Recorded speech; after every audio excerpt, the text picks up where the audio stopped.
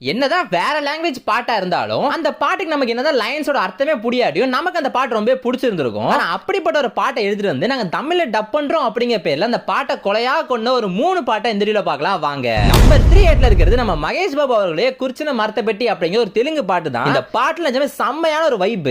இந்த ஒரு பாட்டை நாங்க தமிழ் டப்பிங் மூவிக்கு தமிழ் டப்ல கொண்டு வரோம் அப்படிங்கிற பேர்ல ஒரு வேலையை பார்த்தானுங்க வாரு. ஏடா டேய் மனசாட்சியே இல்லையாடா உங்களுக்கு? உள்ள கொஞ்சம் மடக்கி தட்டு, கொஞ்சம் உள்ள மடக்கி தட்டு.